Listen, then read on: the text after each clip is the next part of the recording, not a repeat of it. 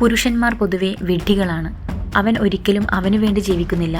ബാല്യം മുതൽ അവനിൽ അമിത പ്രതീക്ഷ വെച്ച് പുലർത്തുന്ന മാതാപിതാക്കൾ ഓരോ നിമിഷവും അവനെ ഓർമ്മിപ്പിച്ചുകൊണ്ടിരിക്കും, നീയാണ് ഞങ്ങളെ സംരക്ഷിക്കേണ്ടവൻ.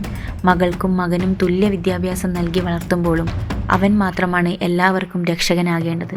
പെൺമക്കളെ വിദ്യാസമ്പന്നരാക്കി അതുവരെ സ്വരൂപിച്ച സമ്പാദ്യമൊക്കെ നൽകി അനുയോജ്യനായ പങ്കാളിയെ ഏൽപ്പിച്ചു കൊടുത്തു കഴിയുമ്പോൾ അവളെ സ്വതന്ത്രയാക്കുന്നു. എന്നാൽ വിദ്യാഭ്യാസം പൂർത്തിയാക്കിയാലും ഇല്ലെങ്കിലും സ്വന്തമായി തൊഴിൽ കണ്ടെത്തുന്ന പുരുഷനിൽ കുടുംബത്തിൻ്റെ ഭാരിച്ച ചുമതലകൾ ഏൽപ്പിക്കുന്നു. ഓരോ നിമിഷവും പെറ്റു വളർത്തിയ കണക്കു പറഞ്ഞ് അവനെ അടിമയാക്കാൻ ശ്രമിക്കുന്നു. അമ്മയ്ക്ക് അസുഖം വന്നാലും അച്ഛന് അസുഖം വന്നാലും അവരെ സംരക്ഷിക്കേണ്ട ഉത്തരവാദിത്തം അവന് മാത്രമാണ്.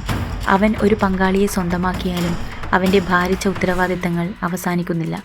സ്നേഹത്തിൻ്റെ പേര് പറഞ്ഞ് അവനെ ഏതു സമയവും ടോർച്ചർ ചെയ്തുകൊണ്ടിരിക്കും.